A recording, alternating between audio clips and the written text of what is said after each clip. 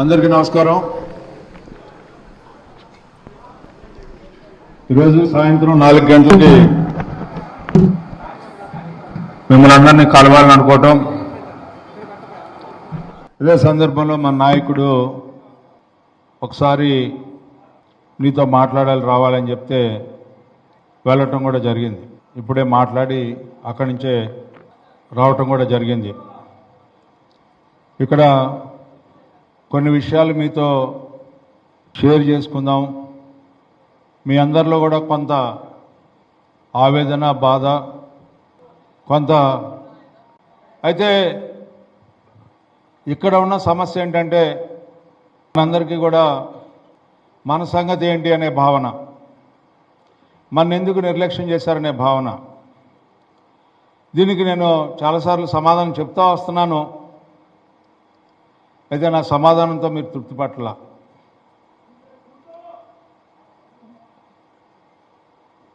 పట్ల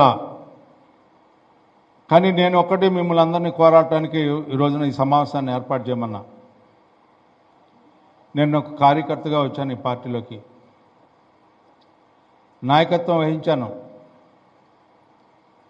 యువత అధ్యక్షుడిగా, శాసనసభ్యుడిగా, మంత్రిగా పలుమార్లు ఓడిపోయినా కూడా నాయకత్వం పోకుండా మీలో ఒకటిగా ఈ రాష్ట్రంలో ఉన్న సమస్యల పట్ల పోరాడే శక్తిని, సమర్థతని మీ అందరి ఒక సహకారంతో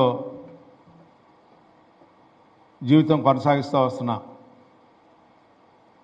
మరి ఇది ఒక ప్రత్యేకమైనటువంటి పరిస్థితిగా నాకు రోజు కనపడతా ఉంది.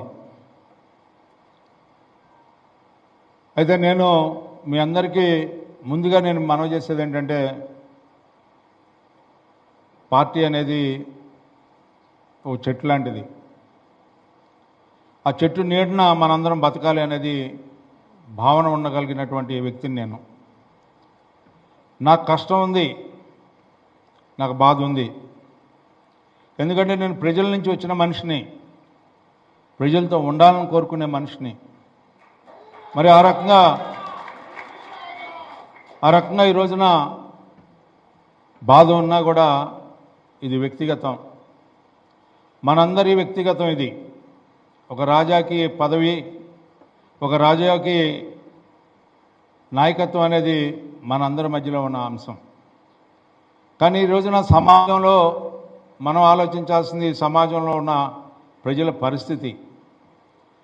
ప్రజల పరిస్థితిని మనం గమనించినట్లయితే సమాజం గురించి మనం రాజకీయాల్లో వచ్చినటువంటి వ్యక్తులు సమాజ శ్రేయస్సు ముఖ్యమా లేకపోతే వ్యక్తి శ్రేయస్సు ముఖ్యమా అనేది నాకు సందిగ్ధంగా ఉంది. రోజు కూడా నేను కూడా ఎన్నిసార్లు ఆలోచించినా కూడా.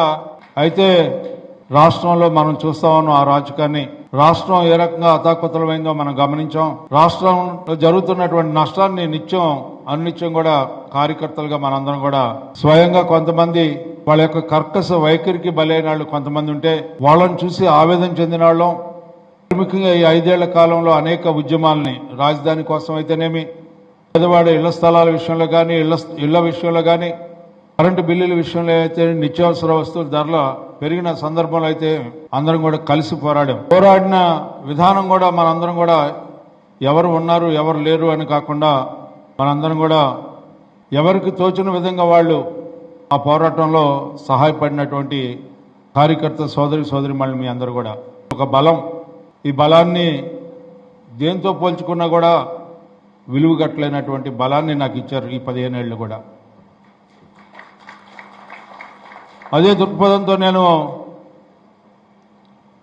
మరొక అవకాశం వస్తుందని అనుకుంటే ఈ పొత్తులు అనివార్యం వల్ల అధిష్టానం తీసుకున్న నిర్ణయం మనందరికీ తెలిసిన అంశమే. సోదరులు మనోహర్ గారిని ఇక్కడ ఉమ్మడి అభ్యర్థిగా ప్రకటించడం మనలో కొంతమందికి అది ఒక బాధగా, శక్తి నిర్వీర్యమైపోయినట్టుగా భావించిన సందర్భంలో మీ అందరికీ కూడా నేను ఆ రోజున మీ అందరితో మాట్లాడటం జరిగింది, పరిచయం చేయటం జరిగింది. అదే సందర్భంలో మన పార్లమెంట్ అభ్యర్థి చంద్రశేఖర్ గారిని కూడా మీ అందరి సమక్షంలో పరిచయం చేసి ఈ పార్టీ యొక్క గెలుపు ఎందుకు అవసరం, ఎందుకు మనం గెలవాలి, ఎందుకు జగన్ ఓడిపోవాలనేది కూడా మనం చర్చించుకున్నాం. అయితే మనందరికీ ఒక ఆశ, మన నాయకుడు ఆల్పాటి రాజా గారు 15 ఏళ్ల నుంచి కాకుండా ఈ 5 ఏళ్లలో ప్రత్యేకంగా ఈ రాష్ట్రంలో పోరాడిన వ్యక్తుల్లో ఒక వ్యక్తి. ఆయనకి ఈ పార్టీ ఎక్కడొక చోట గౌరవించకపోదా అని చెప్పి అదే సందర్భంలో గుంటూరు పశ్చిమ గురించి కూడా మాట్లాడుకోవడం జరిగింది. నేను ఆ సందర్భంలో పెద్దలు చంద్రబాబు నాయుడు గారిని కలవటానికి ప్రయత్నించినప్పుడు ఆయన ఎవరిని కలవాలా, మనకి అవకాశం రాలా. పొత్తు ప్రకటించిన తర్వాత పొత్తు ద్వారా ఎవరెవరు ఎక్కడ పోటీ చేస్తారని 99 మంది అభ్యర్థుల్ని ప్రకటించిన తర్వాత నాకు కబురు చేయటం జరిగింది. అప్పుడు ఆయన చెప్పిన మా మధ్య జరిగిన సంభాషణ, అదేవిధంగా నీకు మా దగ్గర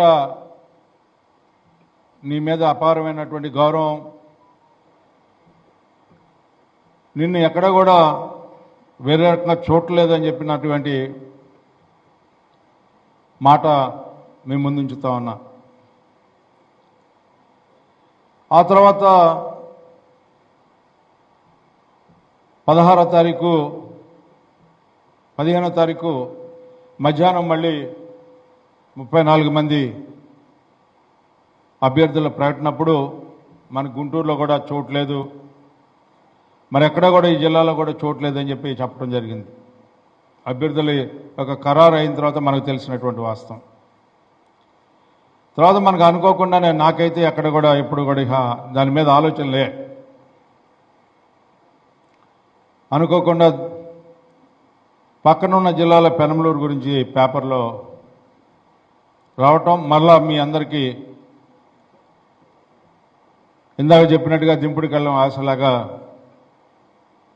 ఎక్కడో చోట మన నాయకుడు ఉంటాడని చెప్పే భావం.